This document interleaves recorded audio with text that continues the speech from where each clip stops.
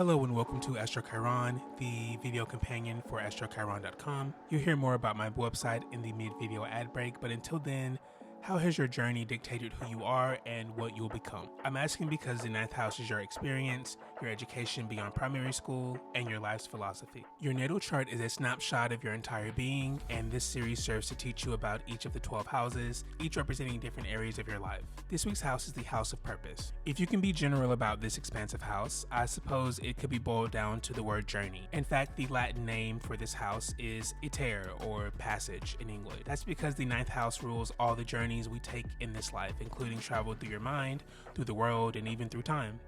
Traveling abroad is a major theme in this house, as opposed to the 3rd house's focus on quick trips, errands, and domestic travel. Your journey into secondary education lies here as well, as does any other method of expanding your life's experience. Many people often associate your college years with this house, and in my experience, it's quite fitting. Finally, all your takes on philosophy, religion, law, and ethics are found here. This is quite fitting, as all of these topics are heavily focused on and most collegiate experiences.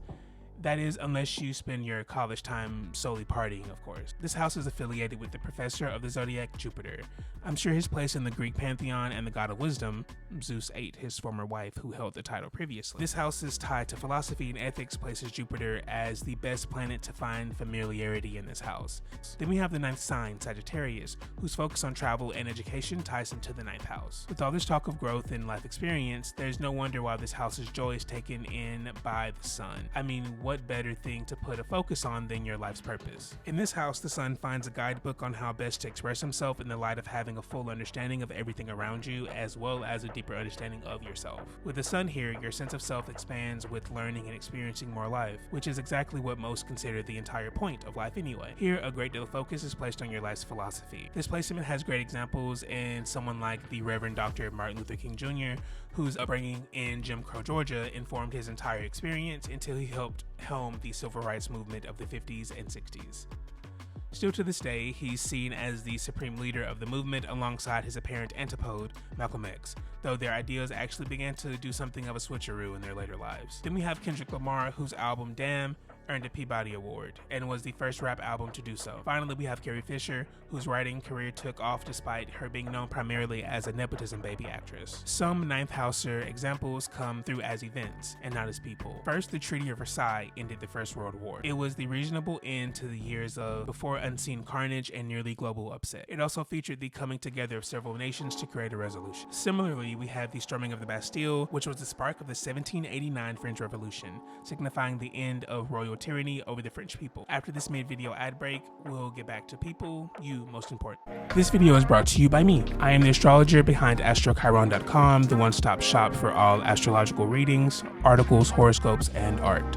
I have a free ask feature that you can use for quick questions that I will respond to via a blog post. Readings range from $25 to $200, whether you want 3 questions answered in detail all the way to a thorough hour-long or more reading from me personally, via phone or video chat, discussing your entire natal chart, the aspects within it, and each planet's placement. Comment below to see if you're eligible for a 40% off discount.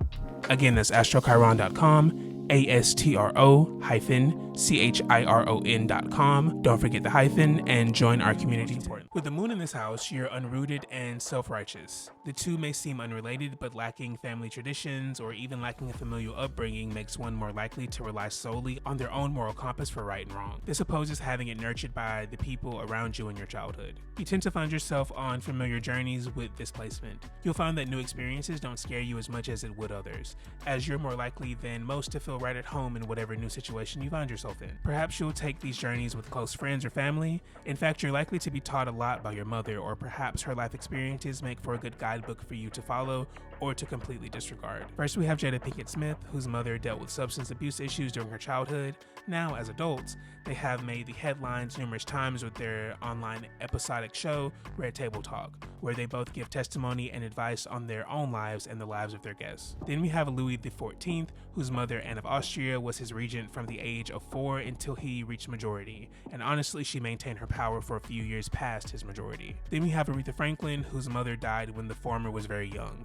This may have had a direct correlation to Aretha having children at such a young age without the maternal guidance every child would benefit from. Kanye West makes a good dishonorable mention, as his relationship with his mother is very apparent in all his work, even seeing him name one of his albums after her. It is also a common excuse he gives for his bad behavior, as her death may have triggered much of his current mental health struggle. With Mercury in this house, you tend to be studied and well-traveled, especially to new and strange places. Your journeys are busy ones, always requiring a lot of movement and a lot more mental gymnastics. Your mind is best suited to express itself in situations where you're uncomfortable or new. You're not one to get overwhelmed by novelty or the fear of doing something you've never done before.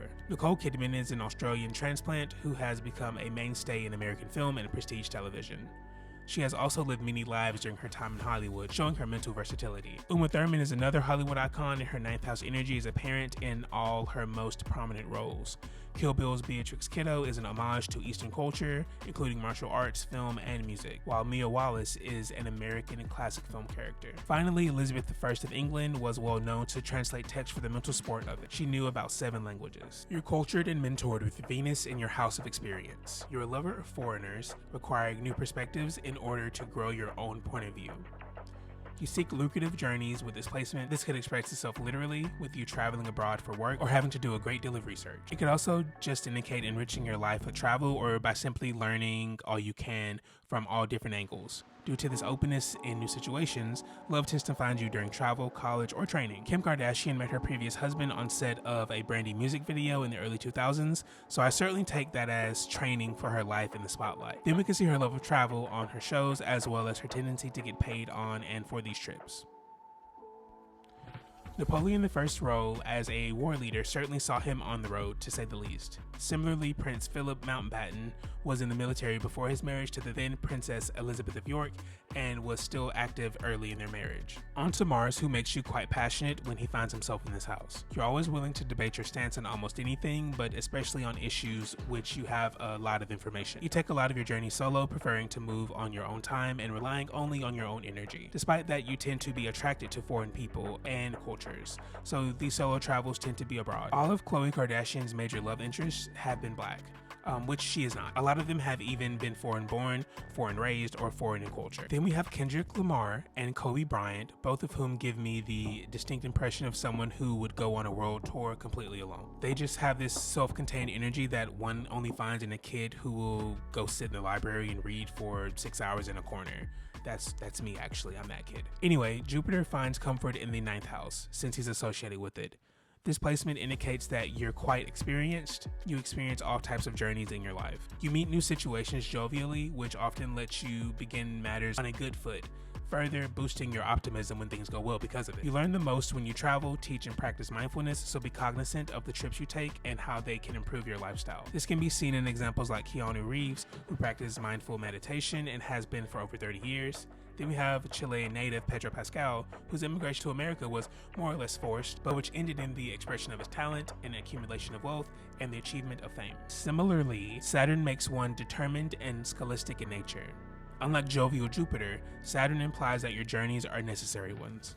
You don't ask for the lessons you're forced to learn, but they take you on a philosophical bender when something must be taught to you. That said, you're one to love the structure of an educational plan or a planned out trip. You don't mind being the planner either, as you feel a well-executed plan makes for a better experience overall. Some examples of this placement include both Prince Harry, Duke of Sussex, and his older brother William, Prince of Wales. I feel like this comes out in their lives having grown up in the strict structure of the royal family.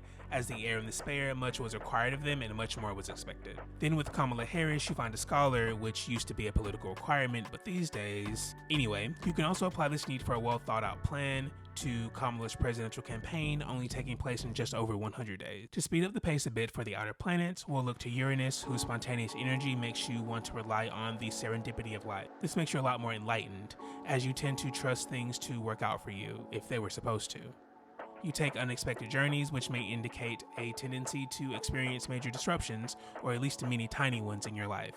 These experiences will tend to challenge your belief system, your view on society, or any illusion society maintained around you. With Neptune here, you tend to be religious and even prophetic. Your spiritual journeys lead you to rely on your faith, which is great for religious or esoteric people. On the other hand, this is an extremely idealistic placement. Be sure not to let your optimism turn into foolhardy. Finally, Pluto makes you pedantic and unintimidated when in the 9th house. You have transformative journeys, which promise to evolve your life for the better, or at least in a major way. You win most arguments you find yourself in as Pluto dominates, and the house of experience is no outlier to this tendency. And with the 9th house done, the 10th house video will be coming next Thursday. As always, be safe out there and much love.